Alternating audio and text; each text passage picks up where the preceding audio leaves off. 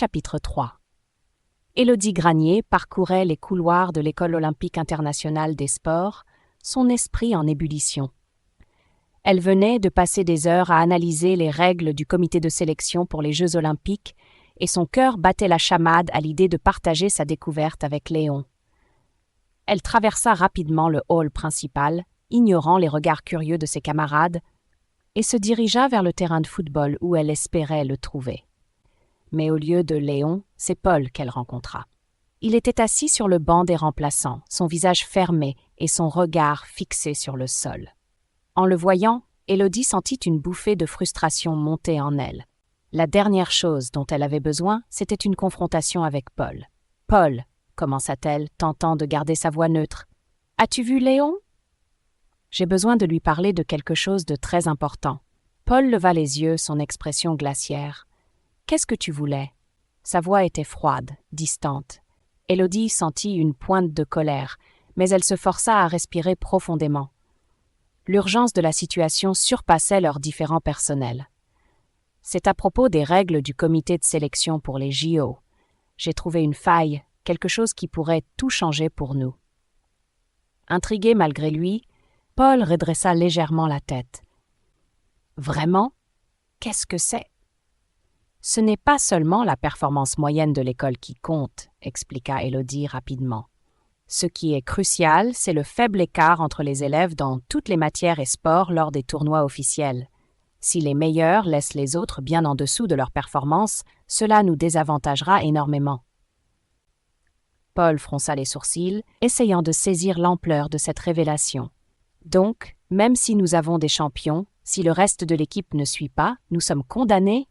« Exactement, » confirma Élodie. « Nous devons nous assurer que tout le monde progresse, pas seulement les meilleurs. » À ce moment-là, une voix grave et autoritaire se fit entendre derrière eux. « Eh bien, c'est une analyse perspicace, mademoiselle Granier. » Élodie et Paul se retournèrent pour voir le professeur Stéphane Roux, son regard perçant les observant avec une intensité caractéristique. « Vous avez raison. Pour maximiser nos chances, il faut que tous les élèves atteignent un niveau homogène. » Il s'avança, son visage austère adouci par une lueur d'encouragement. « Vous savez, dans ma jeunesse, il n'y avait pas autant de professeurs pour nous encadrer. Nous devions apprendre les uns des autres. Peut-être est-ce que vous devez faire maintenant. Devenir des mentors pour vos camarades et les aider à progresser. » Paul et Élodie échangèrent un regard, une compréhension nouvelle se formant entre eux. Leur querelle semblait soudain bien insignifiante face à l'énormité du défi qui les attendait. « Nous allons devoir travailler ensemble, » déclara Paul, sa voix empreinte de résolution. Élodie hocha la tête, ses yeux brillants. « Oui, nous devons être unis si nous voulons réussir. » Le professeur sourit, satisfait de voir cette lueur de coopération. « Bien. Commencez par identifier les élèves qui ont le plus besoin de soutien. Ensuite, créez des plans d'entraînement personnalisés pour les aider à combler leurs lacunes. » Élodie et Paul avaient un objectif commun désormais, assurer la qualification de leur école pour les Jeux. Et pour cela, ils devaient dépasser leurs différends personnels. Alors qu'ils se séparaient pour commencer leur mission, Élodie se sentit soulagée. Peut-être que cette crise serait l'occasion de retrouver leur complicité passée. Depuis plusieurs mois, Palmarou s'était transformé en une ruche d'activités collaboratives. Chaque élève avait pris à cœur de devenir un mentor pour ses camarades, conscient que leur succès individuel dépendait désormais de la performance collective.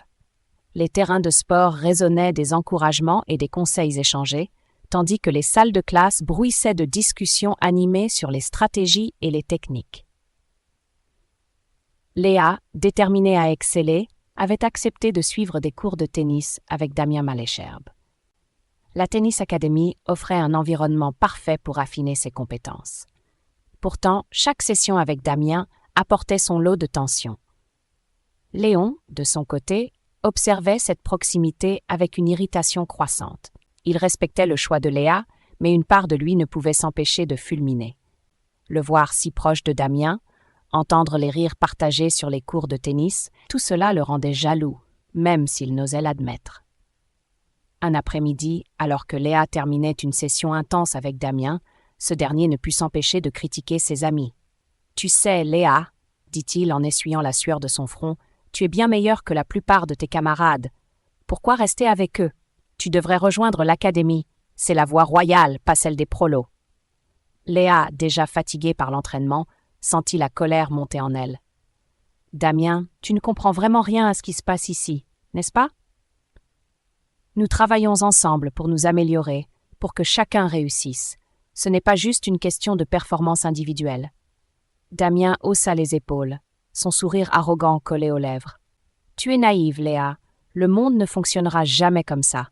Tu dois penser à toi en premier. Exaspérée, Léa répliqua, la voix tremblante de colère. Tu crois que tu sais tout, mais tu es juste un égoïste incapable de voir au-delà de ton propre intérêt. Je ne veux pas être comme toi. Le visage de Damien s'assombrit et il rétorqua avec mépris. Petite gamine, tu ne comprends rien à la réalité du monde comme une petite niaise. C'est à ce moment précis que Léon, qui avait observé la scène de loin, décida d'intervenir. Il s'avança, les poings serrés, ses muscles tendus par une rage contenue. « Ferme-la, Damien. » Damien se tourna vers lui, un sourire moqueur sur les lèvres. « Oh, on dirait que voilà Renard, le chevalier servant de Léa. Et qu'est-ce que tu vas faire, dis-moi » Léon, d'ordinaire si calme et réservé, se planta devant Damien, le défiant du regard. « Peut-être que pour donner une chance supplémentaire à l'école, je devrais montrer mes progrès moi aussi en battant le capitaine de l'académie sur son propre terrain. Je te défie, Damien. Un match de tennis, toi contre moi. » Un silence pesant s'installa, les élèves autour d'eux s'arrêtant pour observer la confrontation. Damien éclata de rire, mais son regard trahissait une lueur de nervosité. « Très bien, Léon, si tu insistes pour te ridiculiser. » Léa, bien que touchée par l'intervention de Léon, cacha ses émotions derrière un masque de neutralité. Elle s'éloigna sans un mot, mais dès qu'elle fut hors de vue, un sourire satisfait étira ses lèvres. Léon avait pris sa défense avec une force qu'elle ne lui connaissait pas, et cela réchauffait son cœur. Le défi était lancé, et la tension palpable promettait un affrontement épique. Léon, sentant le poids des regards sur lui, prit une profonde inspiration. Il devait gagner ce match.